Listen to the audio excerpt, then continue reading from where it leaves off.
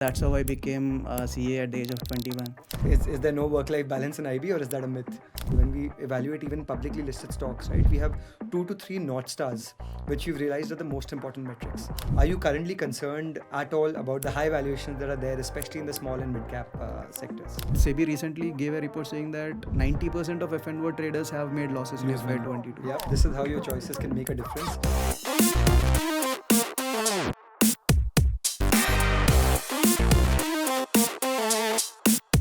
Hi everyone, welcome back to our YouTube channel. I'm Utkarsh, the co-founder of Cashvisory, and we are on a mission to get every single young professional to their first investment. Today we have a very special guest with us here today. We have Sandeep, and Sandeep is a finance professional, if you could truly define it. So he's a CA, he's done MBA in finance, he's worked in investment banking, and currently he works in a PE, which is private equity. So we're going to learn so many interesting things from Sandeep today, especially something that all of you should look forward to. We'll be learning how your investment choices can actually shape the world in the long run. So stay tuned for that. And also, we have a very special giveaway for you today. You'll get a chance to have a one-to-one consultation with Sandeep, especially if you want to build a career in finance. He'll be able to mentor you through it. And for that, you'll need to look out for an Easter egg that'll be there somewhere in this episode. So keep a lookout, guys, and don't miss out on this opportunity. So Sandeep, officially welcome to the channel, and thank you so much for joining us here today. Thanks a lot, Utkarsh.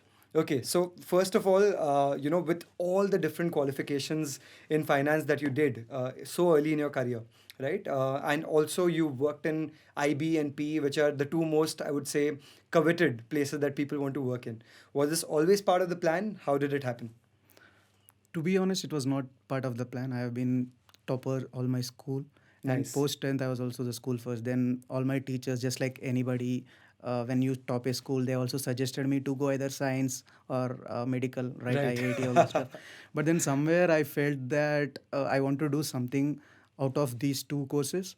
That's when I started understanding that there is something called commerce world and finance world. Right. That's when I got, because but none of my family have seen some profession like CA. They've never heard of it. Right. But then whatever limited knowledge I have, I googled and understood from some people, whoever I could connect to. Thankfully, my dad has always been very supportive in whatever decision I take. Right. That's how I ended up in CA. Mm-hmm. And very objective was that at that point in time, I was being very naive also here. Someone said that at 21 you can complete your CA and earn some thousands of rupees, and then you get settled in my life, in Right. your life. So that was the main motive when I started my CA. Interesting. But then you know that only once you understand and enter into the CA field, you know that it's not such a cakewalk. You will see a lot of defeats, failures. You need Yeah. to spend hours and hours into the system. Mm-hmm. So that's how. But then, lucky, I would still say I'm fortunate enough to not able to attempt any of the attempts again. Right. So I cleared all my 3 levels of CA in the first attempt. Oh, amazing. That's and awesome. then that's how I became CA at the age of 21. Fantastic. Yes, so that's how my CA journey has started, and then yes. Got it. And that's pretty incredible, right? I mean, I know a lot of people who've taken so many attempts for their CA, and these are not even people who are 21. They're not even close to being 21. So kudos to you. You definitely would have worked hard, right? And you have a knack for it yourself. And then tell me how your career panned out after that. From a CA, how did you get into IB? Was IIM always part of the plan? And how did you end up into PE eventually? Understood. So post CA, as a part of CA curriculum, one needs to work 3 years of internship / articleship with a Right. CA firm. Mhm. So 3 years I worked with a mid-sized CA firm in Chennai, Mhm. where I looked at all the mainstream activities of the traditional fields of CA, accounting, auditing, taxation, all this stuff. Right. But for some reason, they did not excite me.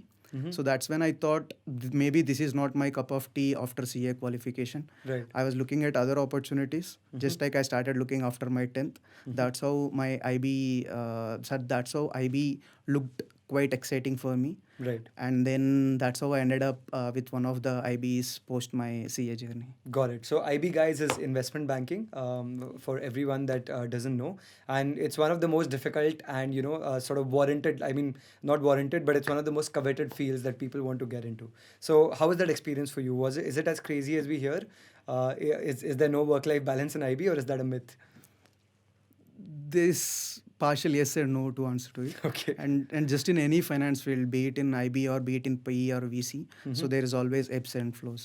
So Got it. your work life depends upon the stage of the deal which you are working on. Mhm. So at different stages of different deals, it demands different sort of work life.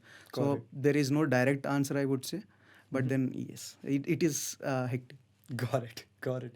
And how was your IIM journey, and how did that lead to you being where you are today? Understood. So post my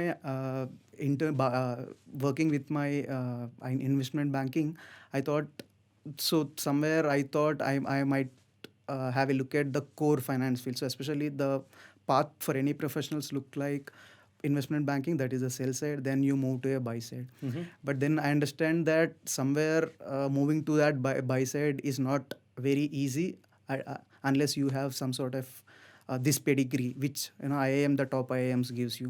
Got Because it. as you know that the pyramid goes on leaner and narrower in buy side. So Right. the opportunities that comes are very low, Mhm. and those number of opportunities will also be largely concentrated in your IIM placements. So Got it. that's how, Interesting.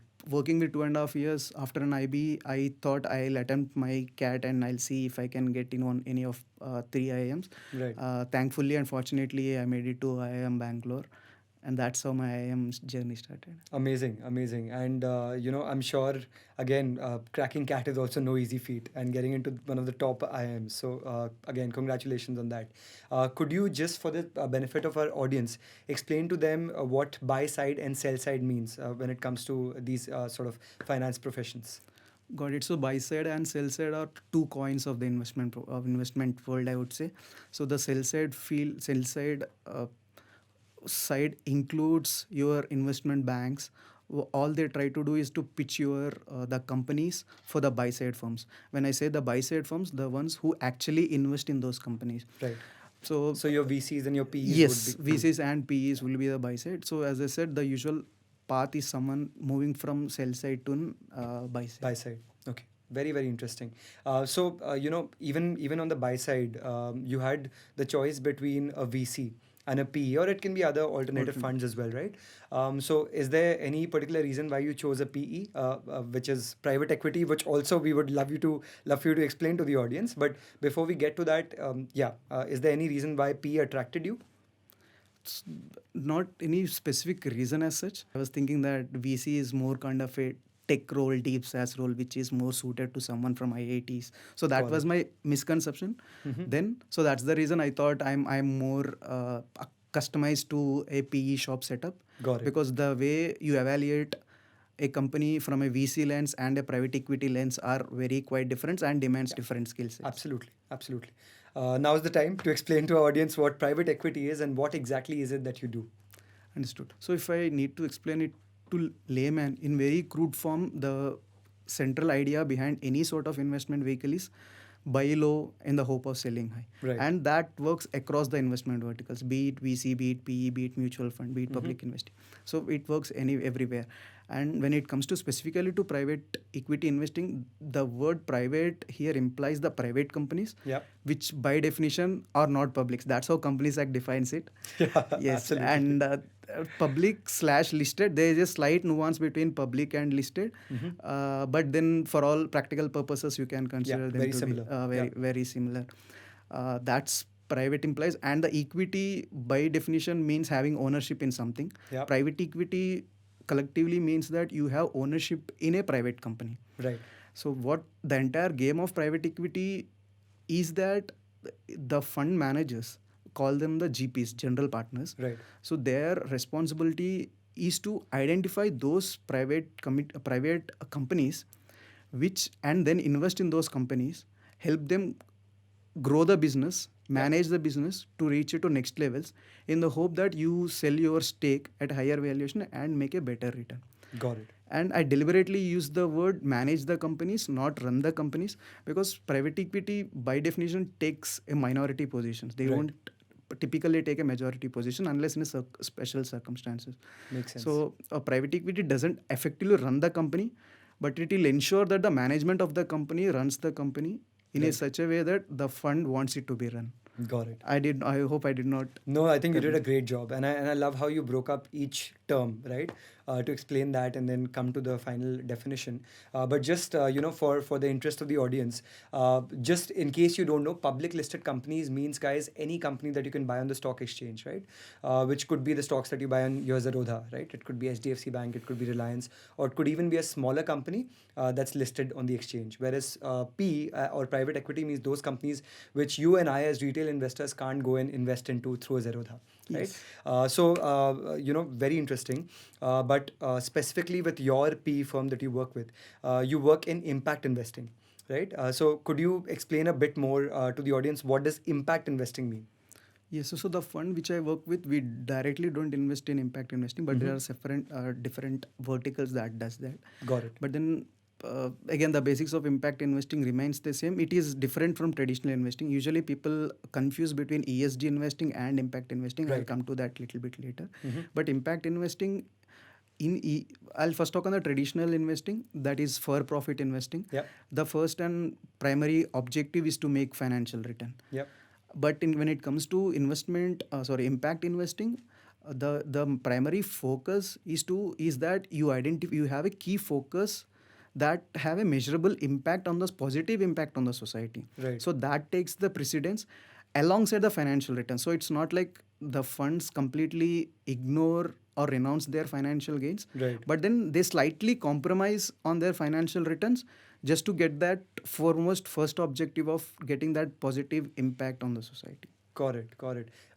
So I mean, sometimes these two sort of variables can compete with each other, right? Because if you try to create an impact, you might push your costs up and your bottom line might sort of come down, right? So how do you sort of reconcile that as an impact investor? And is there a sweet spot where you try to be like, okay, we'll focus 60-40 or 50-50 on these two key areas? Got it. There's no such defined sweet spot as well. Mhm. As you know that different funds have different mandates, Yeah. and there are specifically impact investing funds.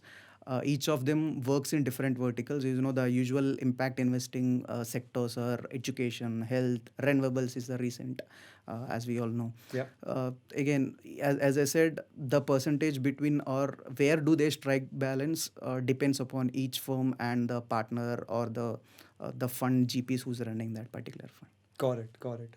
That's super helpful. And you also alluded to the fact that you'll talk about the difference between impact investing versus ESG investing. So Understood. if you could get into that. Yes. So ESG investing as I said, impact investing is quite different from a traditional investing, that is for profit investing. Yeah. But ESG investing is a part of the latter, that is for profit investing. Got it. So when people say the ESG investing, for audience, ESG is environmental, social, and governance issues. Yep. So when you want to evaluate a particular company and to want to invest in that, ESG is that additional lens that you view while evaluating a company. So your primary motive still be the profit, generating profit, Yep. but then you end up looking that particular company from these different lenses. That is how it is doing on environmental side. When I say environmental side, how it is managing its waste management, carbon emissions, water management. Yep. And when I say social, it's broadly how that particular company treats this entire stakeholder ecosystem, starting from its employees, Right. labor, creditors. And governance is as simple as just the corporate governance, the ethical standards. What is the ethical standards of the company? Right. So as the bottom line, what I'm trying to allude is that ESG is a part of For for profit investing, while impact is it different, while impact is slightly different from for-profit investing. Great. I'm so glad you touched upon this because I think this is one of the most common misconceptions out there, right? People always confuse ESG investing with impact investing, Investing. right? But I think the only thing that you need to look at is there might even be an oil and gas company that might have a very high ESG score, right? If they might be doing really well on the social or governance aspects, or they might be taking a lot of efforts to cut down their carbon emissions as an oil and gas company. That doesn't mean that that becomes a sort of impact investing Exactly. opportunity. So I'm glad you mentioned that. And we, as sort of financial advisors, we use ESG as a metric Exactly. to say whether this company will be sustainable in the In the long run, future.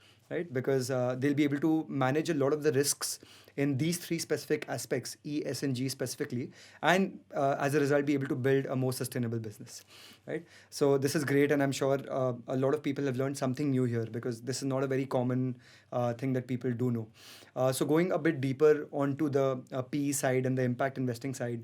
So for yourself specifically, because even impact investing or even PE investing in general can be very broad because there's so many different industries, so many different kinds of companies, or even I would say size of companies, right? There can be early stage, growth stage. So when it comes to PE in general and your role specifically, is there a particular focus area?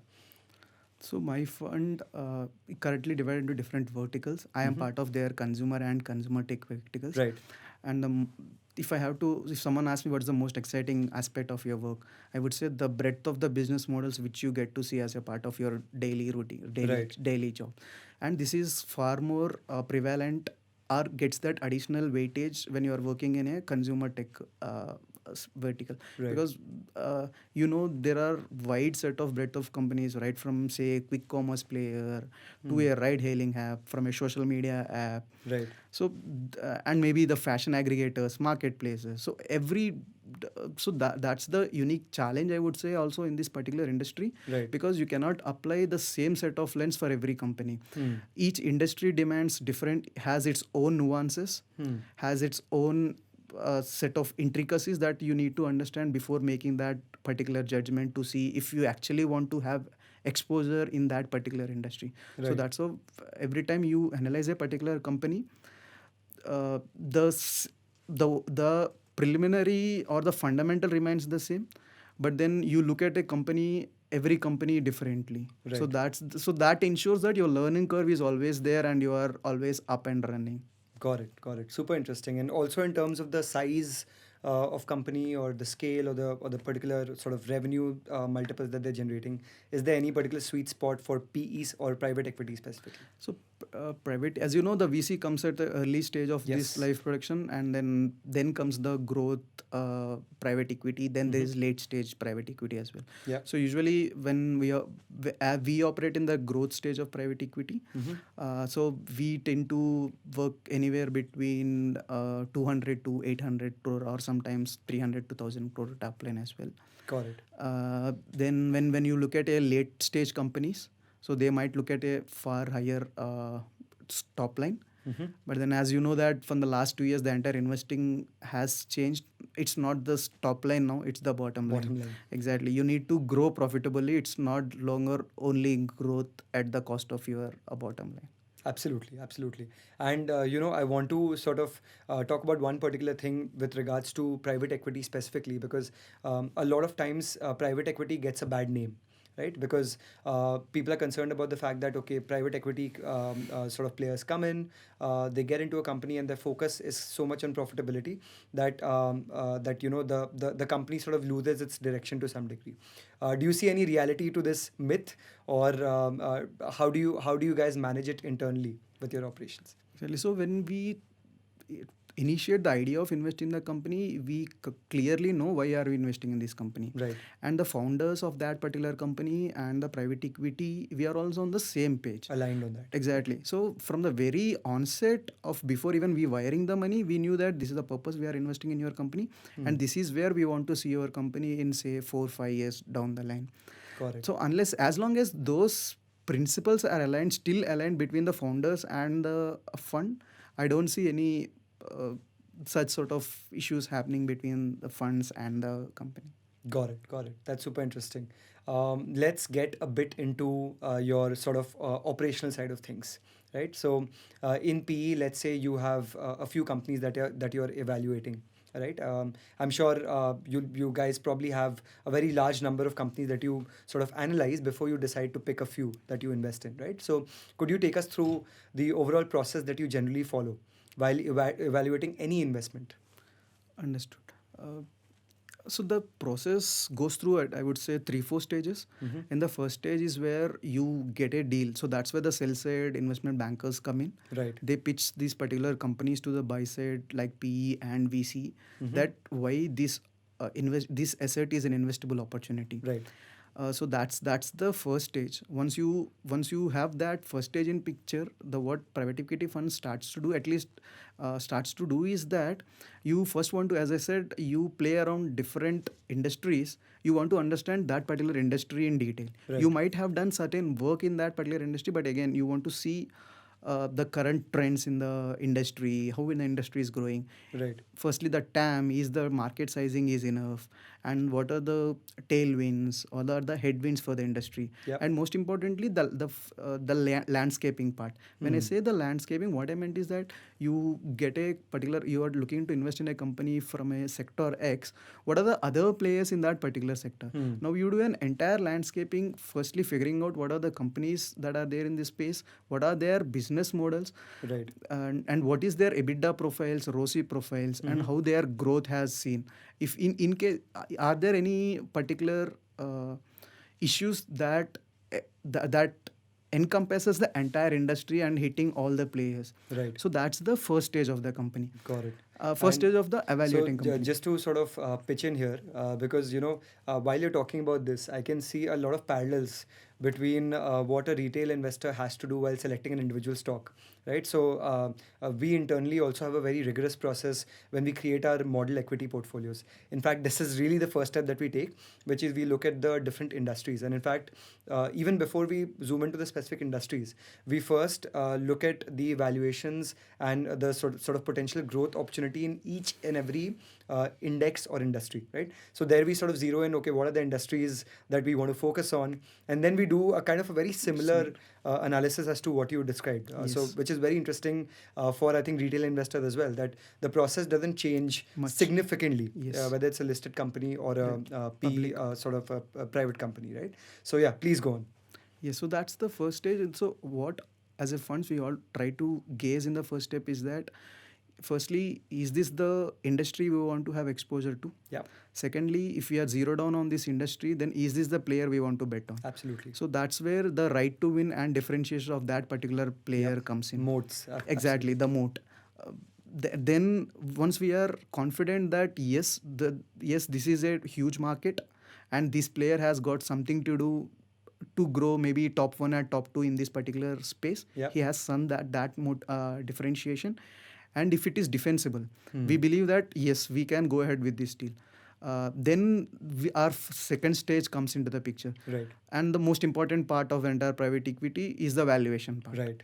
So there are 2 3 ways where we try to kind of evaluate the private equity, and that's where I see a nexus between valuation between a public company and private companies. Yep. So the most popular way of valuing a private company is the trading comps method, Mm-hmm. where we identify, just like we identified the private companies in the similar sector, we try to see if there are any relevant related companies in the public space, and then we pull out all the multiples. Hmm. Then we plug those multiples into our particular company, Right. and we do plus or minuses, we do premium or discount to the these players. Got it. Then we try to arrive at a particular valuation for this private company. Right.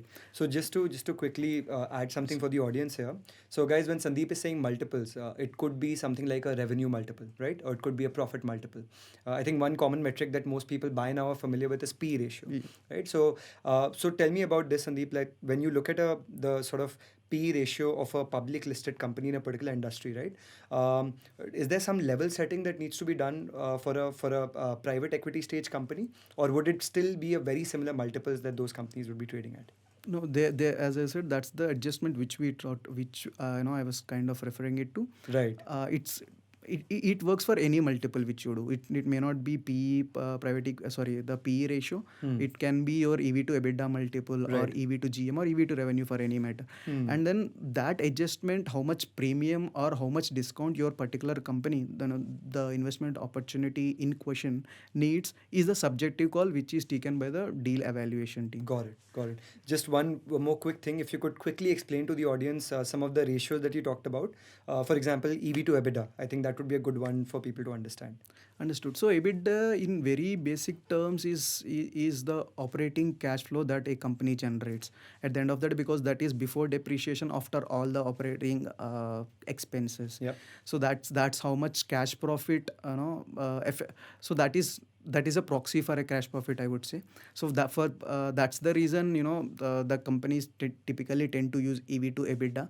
Yeah. But then again, when you're looking at from consumer tech companies, where most of the companies are still burning at EBITDA level, so EV to EBITDA might not be very relevant. True. So at that cases, you might go at EV to revenue or EV to GM. Also, I think EV would be enterprise value would be something, if you could explain to people what you mean by that. Understood. So enterprise value is nothing but the value of the company from the eyes of the all the shareholders. When I say shareholders, it includes debt.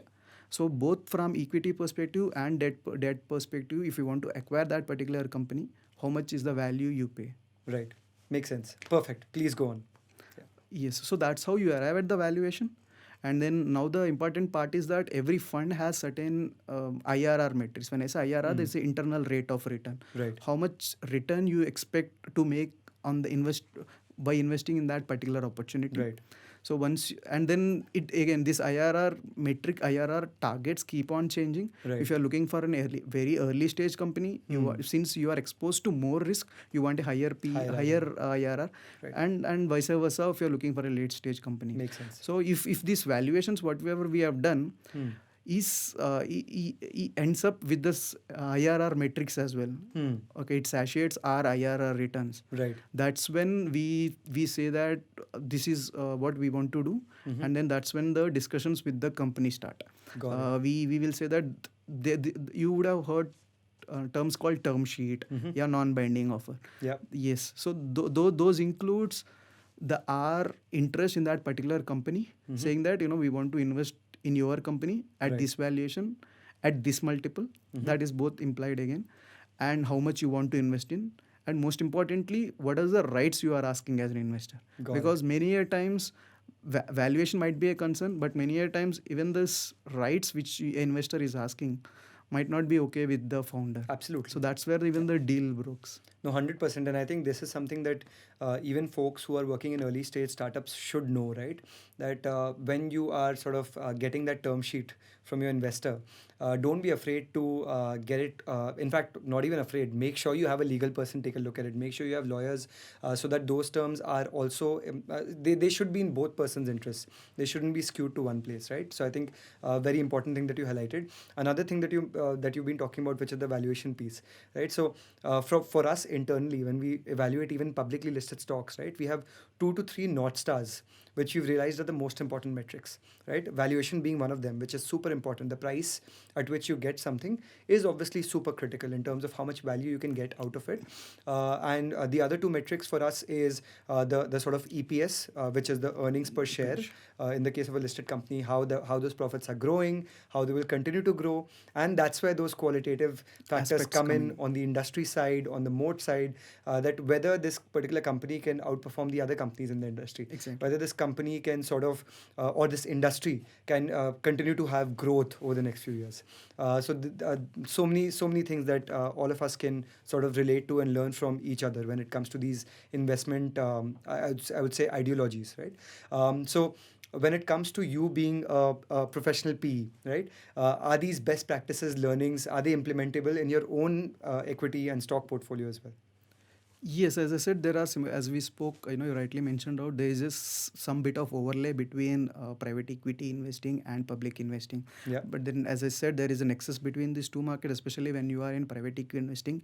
You cannot be blind on what's happening on the public market just because you say you are a private equity investor. Right. So you always keep your eyes open, have tabs on what's happening on the public side. Mm-hmm. So that sometimes it's a part of job as a private equity professional. Got it, got it. And just out of the like out of curiosity's sake, when we talk about the IRRs, right?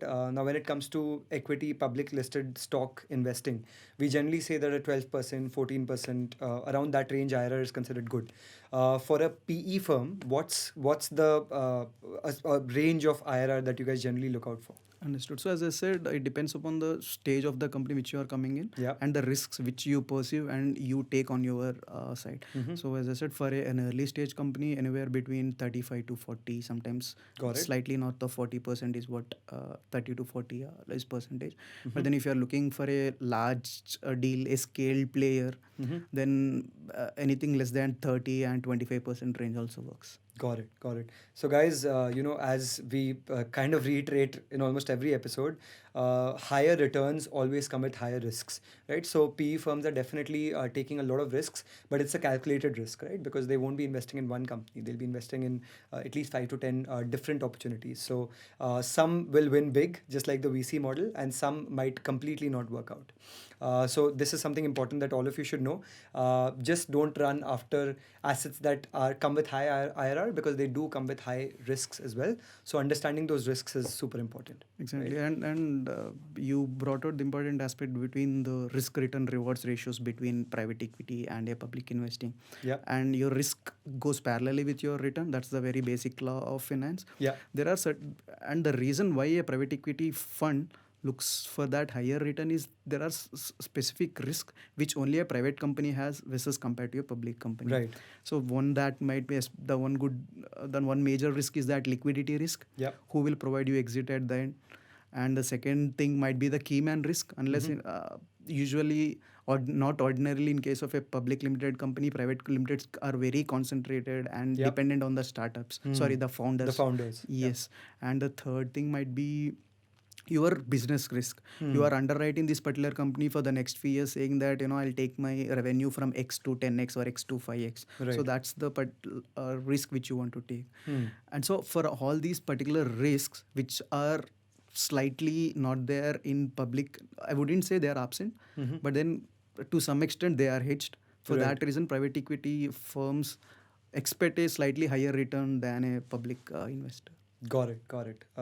That's great. And being a investment professional, being someone who does this day in and day out, do you get enough time to work on your own investment portfolio? Not so. Again, we don't do trading. Even this is usually comes from investment philosophy, that is the personal side of aspect of it. Yeah. And it also do the professional aspect of it. When you are part of a particular fund, Right. you are not supposed to do that. That works even for an investment banking field. So you Right. don't do trading. Yes, as I said, I manage my funds as of now. And most of my portfolio currently is concentrated or over indexed on equity. Right. If I have to break it down, maybe around 50% of my portfolio, which I manage on my own, is largely into small cap and mid cap. Right. Then another 35 to 40% is into mutual funds. Mhm. Those are specifically, I chose large cap funds. Large cap funds. Only two large cap funds. Mhm. And then remaining 10% is in my the traditional FTs, PFs, and the other stuff.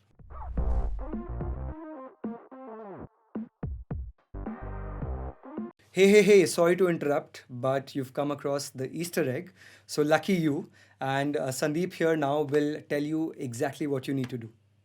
Hi. So all you need to do is drop in the comments what career you want to pursue in finance, and I'll myself mentor you to reach that particular goal in this career of finance. Got it, got it. And would you consider yourself an adventurous investor?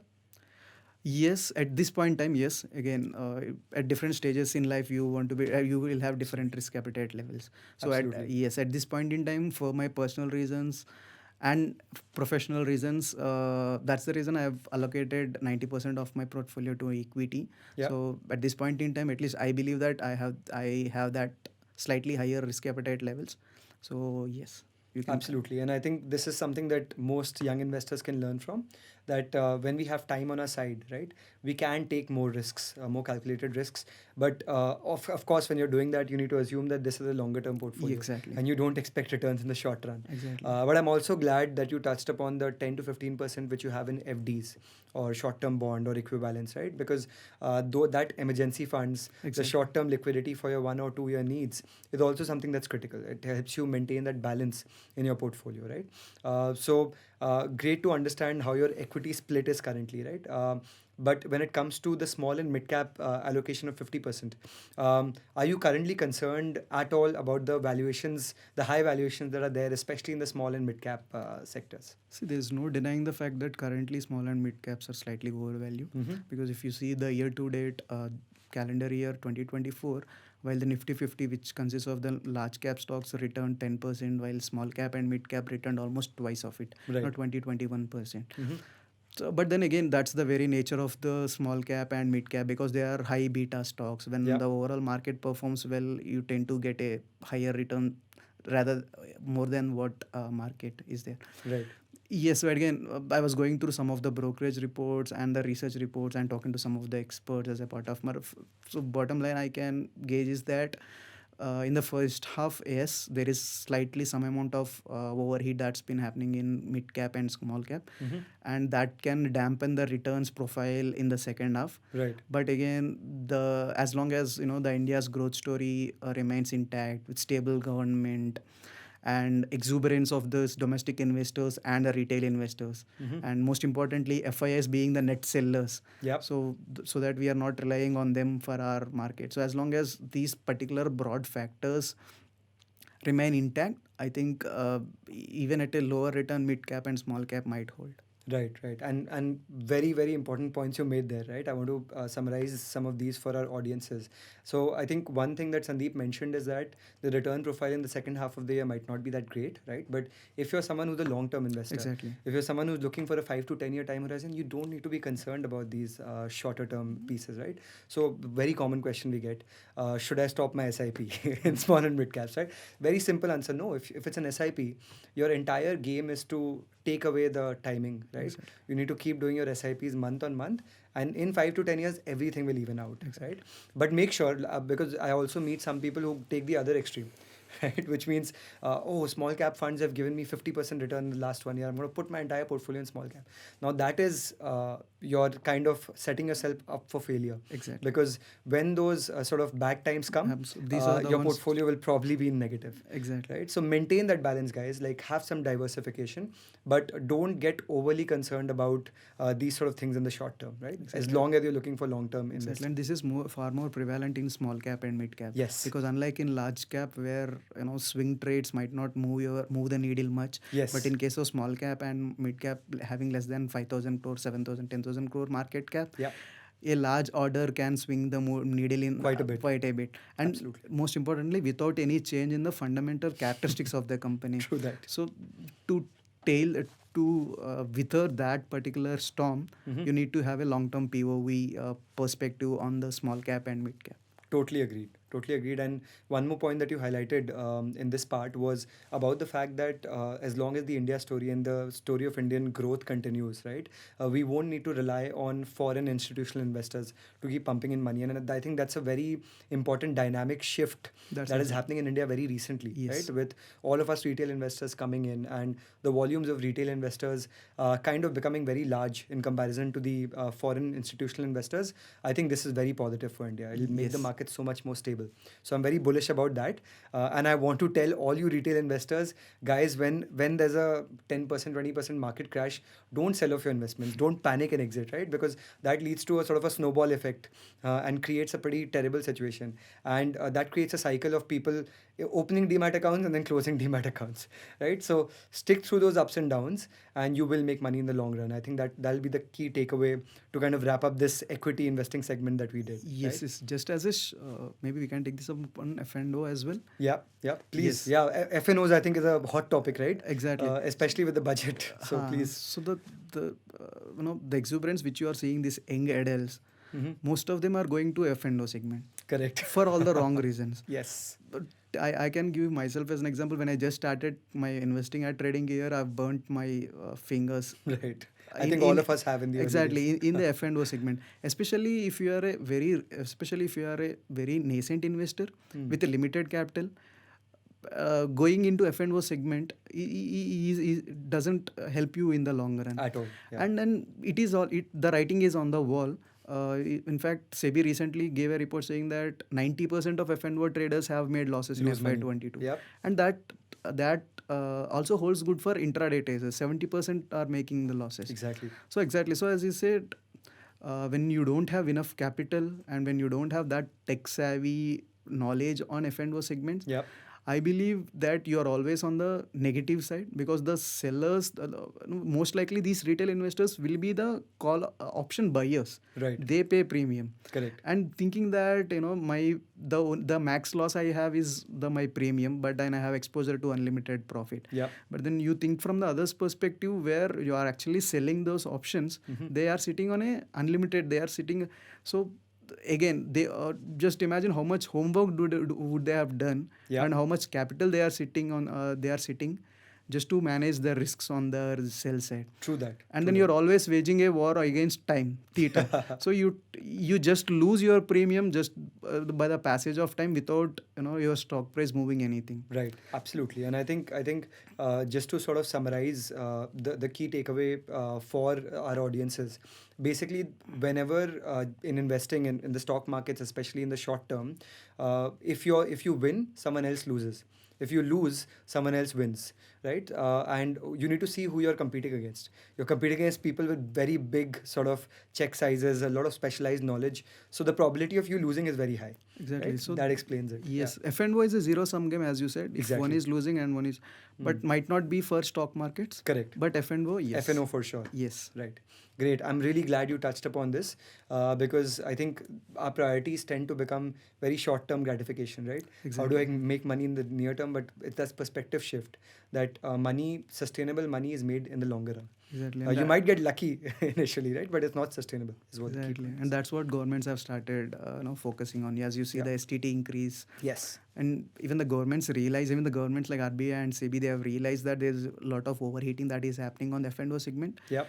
In fact, which is negatively impacting the stock market, the cash segment of the stock Correct. market. Absolutely. So that's the reason this STT has been increased. Although the move might not be very aggressive, but then it at least starts the buck in the right direction. No, true that. I think it'll take a lot more, Not more. right? A lot of awareness will also be needed. I think even the lot sizes are being increased in Increased, F&O. yes. So I think a combination of these efforts over time will definitely help out. And I think just the news all around it, I think helps, Yes. right? Because people read it, they try and understand it. So hopefully, and even this conversation like these will probably give people more of an insight, right?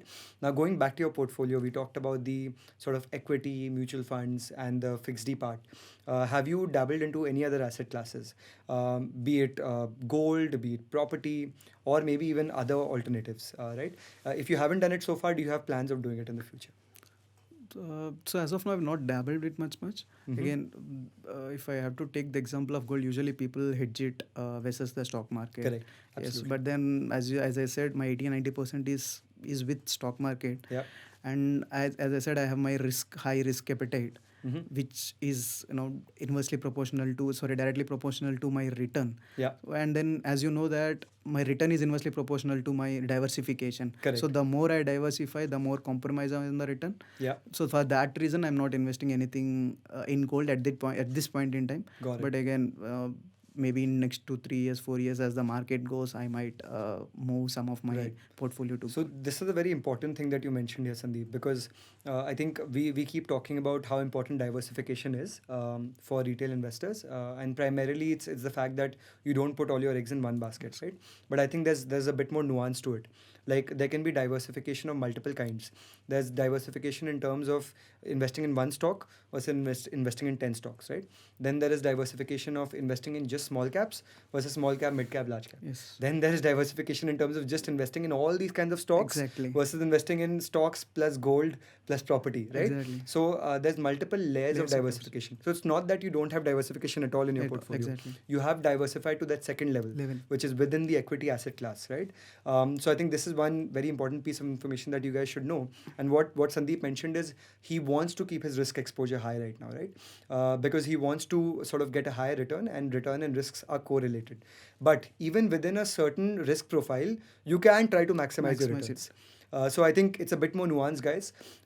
You need to know what works for you in your case, right? And of course, if all of this is a bit too much for you, you can always come to us, book a call with us, and we'd be happy to guide you in your specific situation.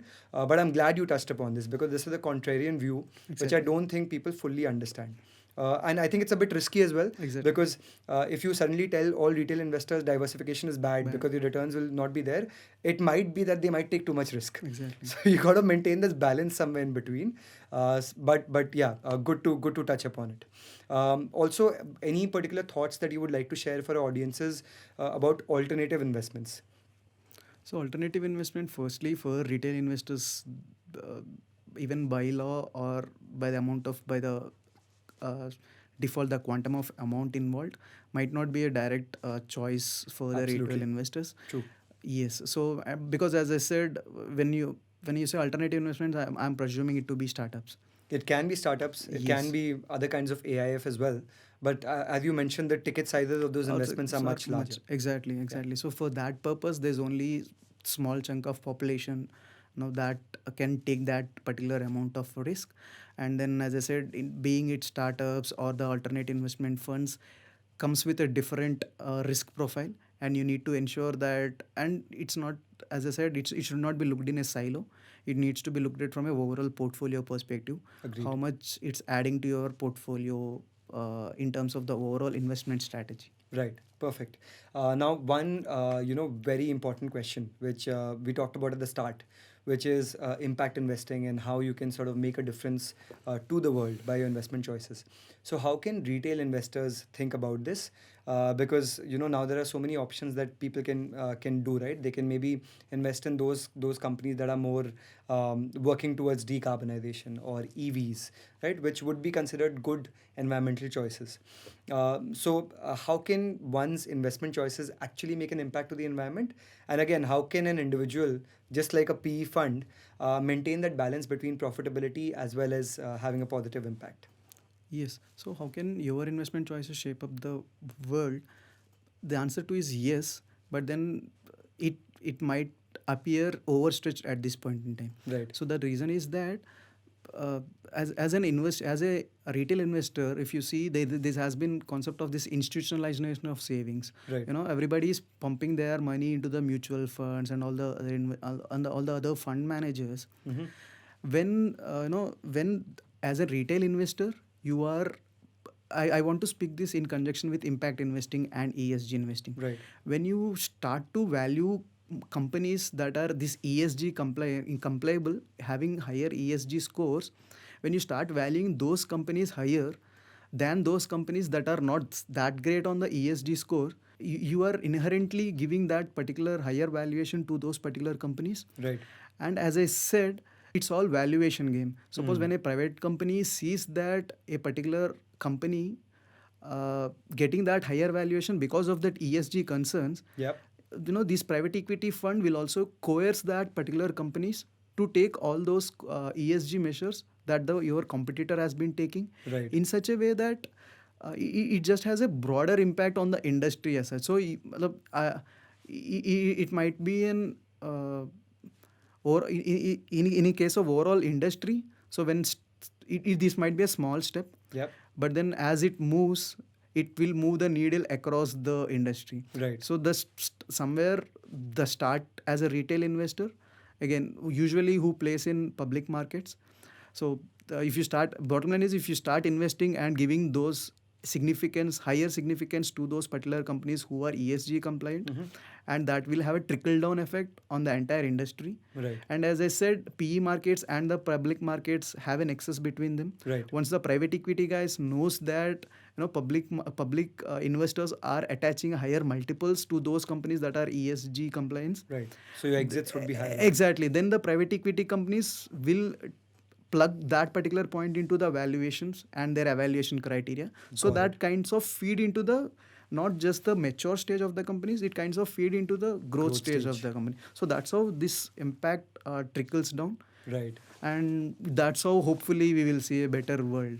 Amazing, amazing. And so guys, this is how your choices can make a difference, right? It might feel like a drop in the ocean, but it's all of these drops that come together and make the ocean, right? I'm very glad you shared this perspective.